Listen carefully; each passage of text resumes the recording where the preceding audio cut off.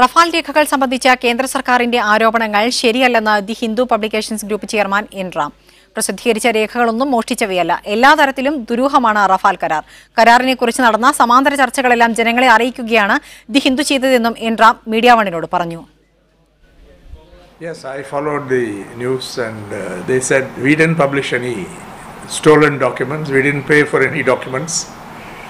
We published all these documents and stories only in the public interest because this information had been suppressed, whether it was on price per fully fitted combat ready Rafale jet or the removal of clauses relating to corruption, commission agents, undue influence, or the parallel negotiations that took place, weakening the negotiating position of the official Indian negotiating team, the internal differences within the negotiating team, and the issue of bank guarantees, because they made huge advance payments without securing the deal, without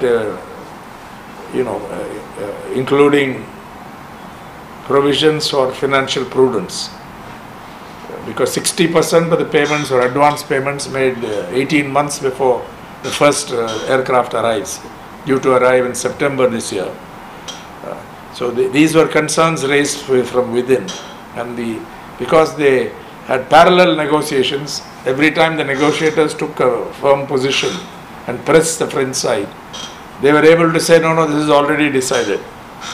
We can't do it, because they were strengthened by this parallel track that took place, where officials of the Prime Minister's office and the National Security Advisor repeatedly undermined the positions taken by the official negotiators. This was a violation of standard procedure laid down under the Defence Procurement Procedure, DPP 2013, and so on. And so too much, the price was too high according to them.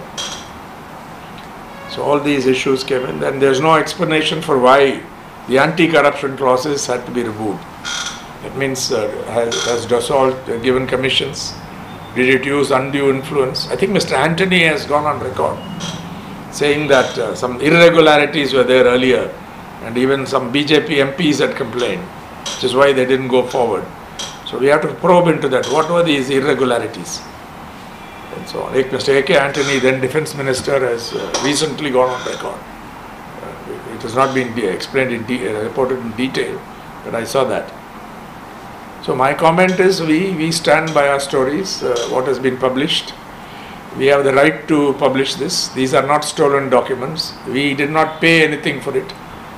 To buy, in some other countries you buy, the UK, US, there is this practice of journalists buying material. If somebody comes to me, I bargain with him or her and buy the material which then I use to my advantage. We don't do any of that. We didn't do any of that on Rafale or any time.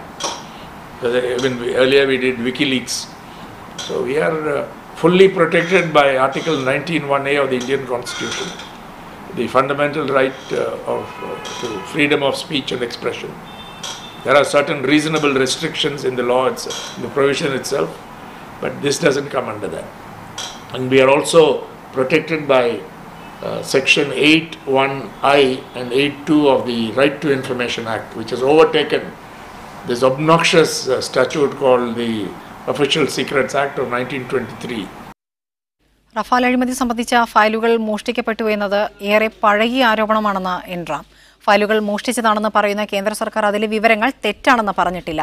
കേന്ദ്ര സർക്കാർ രഹസ്യമാക്കി വെച്ചിരുന്ന വിവരങ്ങൾ വാർത്തയിലൂടെ പുറത്തെത്തിക്കുക മാത്രമാണ് ചെയ്തതെന്നും N Ram MediaOneനോട് പറഞ്ഞു. I think it's very important.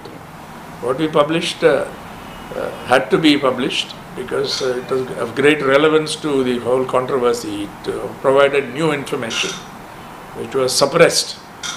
They could have easily revealed the price per aircraft, but why did they claim that India's interests, security interests were at stake? India's enemies would take advantage of it. Why? If the price for aircraft is a simple matter, whether you paid a reasonable price or too much.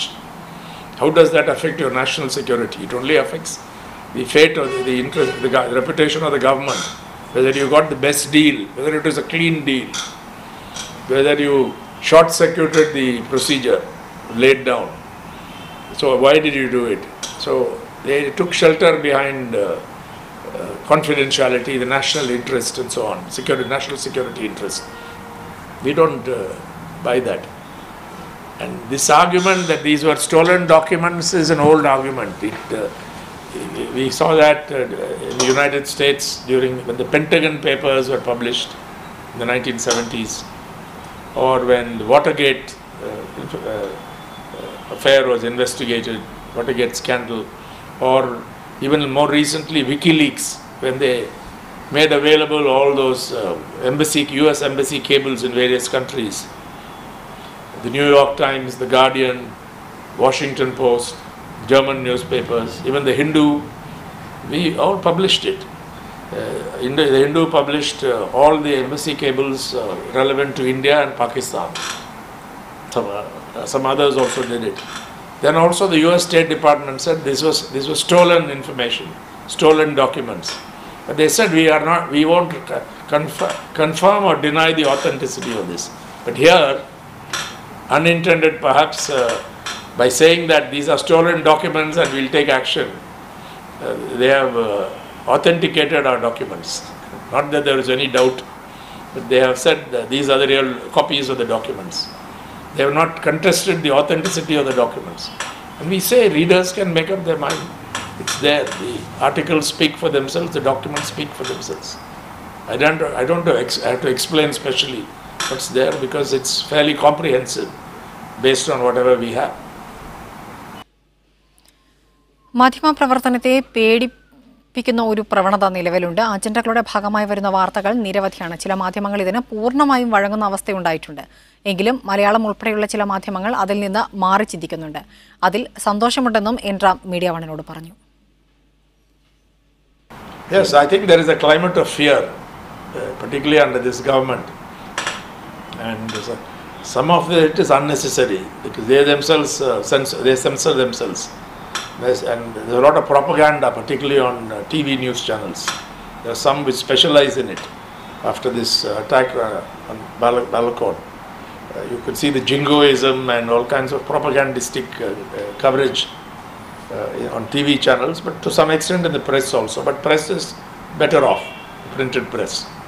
And even our digital media are doing better. But many of the TV channels are now become notorious for their jingoism, hyper-nationalism, propaganda, warmongering, and so on. So this is not good. So in this climate of fear, I think there's a problem.